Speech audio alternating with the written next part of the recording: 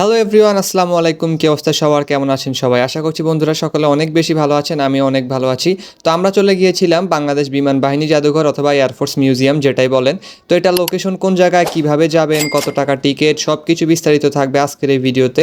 আশা করছি আপনাদের কাছে ভিডিওটি অনেক বেশি ভালো লাগবে। যদি ভালো লেগে থাকে অবশ্যই চ্যানেলটি সাবস্ক্রাইব করে দিবেন এবং ভিডিওতে একটি লাইক দিয়ে দিবেন। তো চলুন বন্ধুরা, আর কথা না বাড়িয়ে ভিডিওটি এক্ষুনি শুরু করা যাক।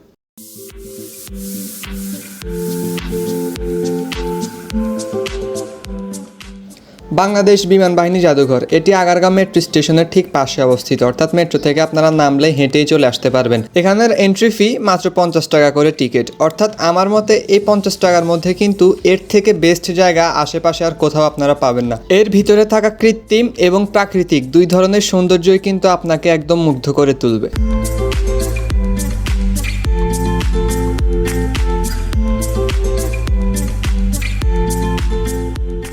আগারগাঁওয়ের এই জাদুঘরটি বাংলাদেশের অন্যতম একটি দর্শনীয় স্থান। এটি বাংলাদেশের প্রথম বিমান ভিত্তিক জাদুঘর, যেখানে বিভিন্ন বিমানের ইতিহাস, পুরনো যুদ্ধ বিমান, হেলিকপ্টার ও মুক্তিযুদ্ধের বিভিন্ন ধরনের স্মৃতি সংরক্ষিত আছে। বাংলাদেশের বিভিন্ন যুদ্ধের বা বিমান ভিত্তিক সকল প্রকার ইতিহাস ধরে রাখার জন্যই 2014 সালে আগারগাঁওয়ের মধ্যে এই বিমান বাহিনী জাদুঘরটি উন্মুক্ত করা হয়। চারিদিকের খোলামেলা পরিবেশ এবং মনোরম প্রকৃতি সত্যি মনোমুগ্ধকর। এখানে আসে প্রত্যেক দিন শত শত দর্শনার্থী। পরিবারের সাথে বিকেলের ফ্রি সময়গুলো কাটানোর জন্য কিন্তু আমার মতে এই জায়গাটি সবচেয়ে বেস্ট, কারণ এটি আর্মিদের তত্ত্বাবধানে থাকার কারণে এটি সবচেয়ে বেশি নিরাপদ এবং ঝুঁকিমুক্ত। এবং এর ভিতরে কিন্তু অনেকগুলো কিডস জোন আছে, যেখানে আপনাদের বাচ্চা কাচ্চা একদম নিশ্চিন্তে খেলাধুলা করতে পারবে, কোনো সমস্যা নেই। তাছাড়াও আছে বেশ কিছু খাবারের দোকান, যে কারণে আপনার বাইরে থেকে কোনো খাবার কিনে আনা লাগবে না, এর ভিতরে আপনারা পেয়ে যাবেন। এবং মজার বিষয় হচ্ছে কিন্তু ন্যায্য মূল্যেই সেখানে খাবার দাবারগুলো বিক্রি করা হয়, কোনো এক্সট্রা চার্জ দেওয়া লাগে না।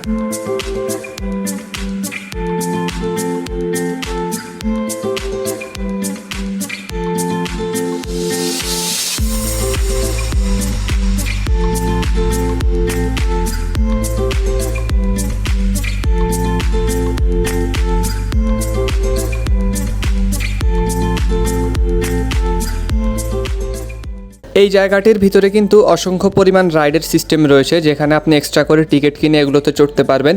50 টাকা থেকে শুরু করে 100-150 এর বেশি বা কম বিভিন্ন রেটের এখানে টিকিট পাওয়া যায়। আপনি আপনার পছন্দ মতো যে কোনো রাইডে চড়তে পারবেন।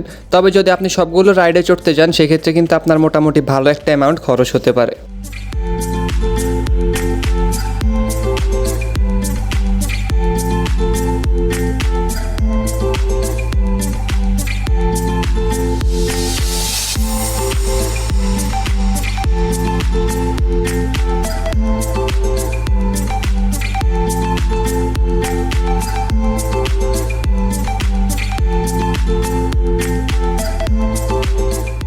আপনি যদি এই জায়গায় এর আগে কখনো গিয়ে না থাকেন এবং সামনে যাওয়ার কথা ভাবছেন, তাহলে অবশ্যই চেষ্টা করবেন বিকেলের সময়টাতে যাওয়ার, কারণ বিকেলবেলা বেস্ট একটা ওয়েদার থাকে এবং খুব ভালো একটা সময় সেখানে আপনি কাটাতে পারবেন।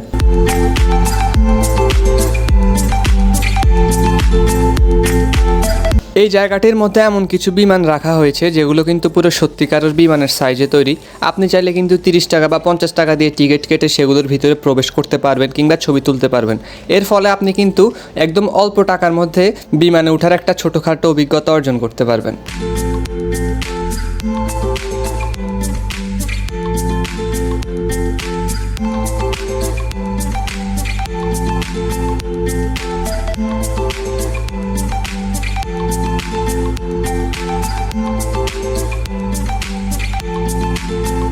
আরেকটা কথা আপনাদের সুবিধার্থে বলে রাখি, যেটা হচ্ছে আমরা যখন এইখানে যাই তখন আমাদের সাথে বেশ ভারী কিছু ব্যাগ ছিল, যেগুলো আমরা তাদের কাউন্টারে রাখার জন্য রিকোয়েস্ট করি, কিন্তু তারা রাখতে দেয়নি, কারণ তাদের ওখানে এমন কোনো সিস্টেম নেই। তাই আপনারা যখন সেখানে যাবেন চেষ্টা করবেন ভারী কোনো কিছু নিয়ে না যাওয়ার, কারণ গেলে কিন্তু সেটা আপনাদেরকে পুরাটা সময় জুড়ে ক্যারি করতে হবে।